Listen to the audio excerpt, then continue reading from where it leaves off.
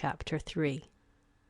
Mrs. Dashwood remained at Norland several months, not from any disinclination to move when the sight of every well-known spot ceased to raise the violent emotion which it produced for a while, for when her spirits began to revive, and her mind became capable of some other exertion than that of heightening its affliction by melancholy remembrances, she was impatient to be gone, and indefatigable in her inquiries for a suitable dwelling in the neighbourhood of Norland, for to remove far from that beloved spot was impossible. But she could hear of no situation that at once answered her notions of comfort and ease, and suited the prudence of her eldest daughter, whose steadier judgment rejected several houses as too large for their income, which her mother would have approved. Mrs. Dashwood had been informed by her husband of the solemn promise on the part of his son in their favour, which gave comfort to his last earthly reflections. She doubted the sincerity of this assurance no more than he had doubted it himself, and she thought of it for her daughter's sake with satisfaction, though as for herself she was persuaded that a much smaller provision than £7,000 would support her in affluence.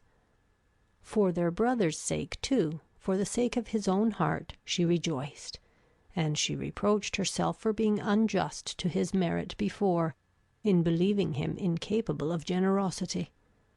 His attentive behaviour to herself and his sisters convinced her that their welfare was dear to him, and for a long time she firmly relied on the liberality of his intentions.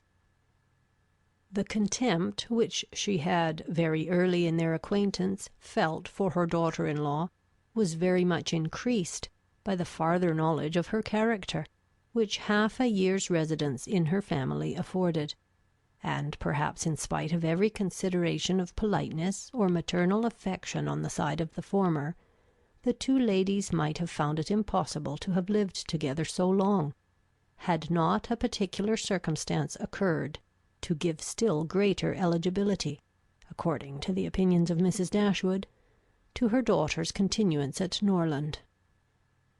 This circumstance was a growing attachment between her eldest girl and the brother of Mrs. John Dashwood, a gentlemanlike and pleasing young man, who was introduced to their acquaintance soon after his sister's establishment at Norland, and who had since spent the greatest part of his time there. Some mothers might have encouraged the intimacy from motives of interest, for Edward Ferrars was the eldest son of a man who had died very rich, and some might have repressed it from motives of prudence, for, excepting a trifling sum, the whole of his fortune depended on the will of his mother. But Mrs. Dashwood was alike uninfluenced by either consideration. It was enough for her that he appeared to be amiable, that he loved her daughter, and that Elinor returned the partiality. It was contrary to every doctrine of hers that difference of fortune should keep any couple asunder who were attracted by resemblance of disposition, and that Elinor's merit should not be acknowledged by every one who knew her, was to her comprehension impossible. Edward Ferrars was not recommended to their good opinion by any peculiar graces of person or address. He was not handsome, and his manners required intimacy to make them pleasing. He was too diffident to do justice to himself, but when his natural shyness was overcome, his behaviour gave every indication of an open, affectionate heart. His understanding was good, and his education had given it solid improvement. But he was neither fitted by abilities nor disposition to answer the wishes of his mother and sister, who longed to see him distinguished as they hardly knew what. They wanted him to make a fine figure in the world in some manner or other.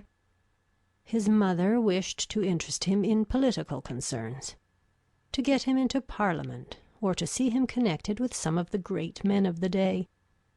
Mrs. John Dashwood wished it likewise, but in the meanwhile, till one of these superior blessings could be attained, it would have quieted her ambition to see him driving a barouche. But Edward had no turn for great men or barouches.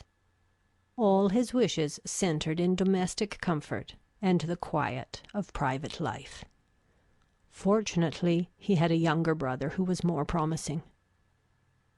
Edward had been staying several weeks in the house before he engaged much of Mrs. Dashwood's attention, for she was, at that time, in such affliction as rendered her careless of surrounding objects.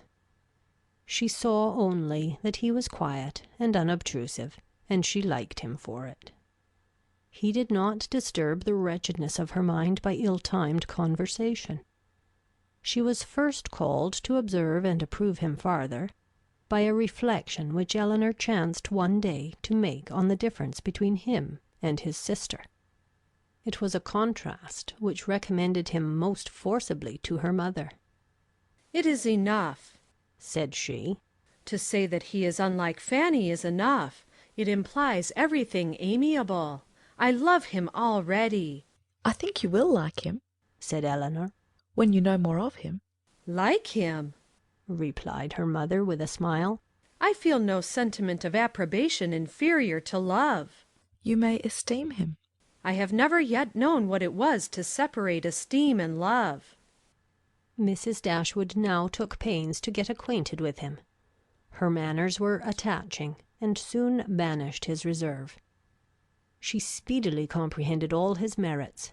The persuasion of his regard for Elinor perhaps assisted her penetration, but she really felt assured of his worth, and even that quietness of manner, which militated against all her established ideas of what a young man's address ought to be, was no longer uninteresting when she knew his heart to be warm and his temper affectionate. No sooner did she perceive any symptom of love in his behaviour to Elinor, than she considered their serious attachment as certain, and looked forward to their marriage as rapidly approaching. "In a few months, my dear Marianne," said she, "Elinor will, in all probability, be settled for life.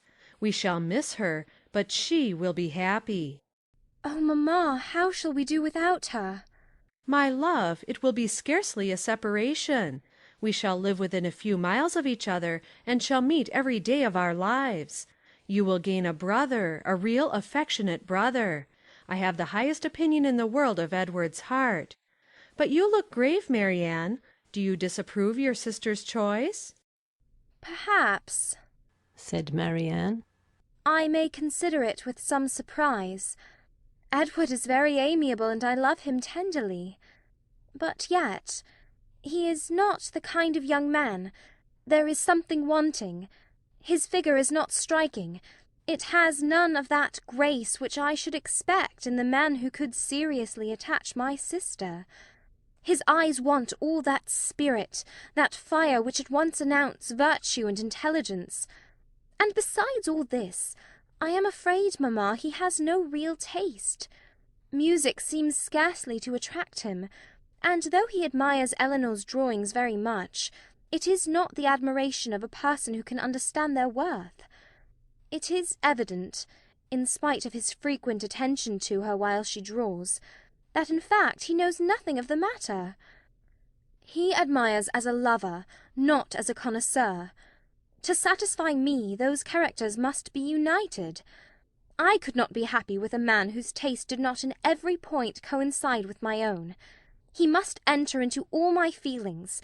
The same books, the same music must charm us both. Oh, mamma, how spiritless, how tame was Edward's manner in reading to us last night! I felt for my sister most severely. Yet she bore it with so much composure, she seemed scarcely to notice it. I could hardly keep my seat. To hear those beautiful lines which have frequently almost driven me wild, pronounced with such impenetrable calmness, such dreadful indifference. He would certainly have done more justice to simple and elegant prose. I thought so at the time, but you would give him Cowper. Nay, mamma, if he is not to be animated by Cowper. But we must allow for difference of taste. Elinor has not my feelings, and therefore she may overlook it and be happy with him. But it would have broke my heart, had I loved him, to hear him read with so little sensibility. Mamma, the more I know of the world, the more am I convinced that I shall never see a man whom I can really love. I require so much. He must have all Edward's virtues, and his person and manners must ornament his goodness with every possible charm. Remember, my love, that you are not 17. It is yet too early in life to despair of such a happiness. Why should you be less fortunate than your mother? In one circumstance only, my Marianne, may your destiny be different from hers.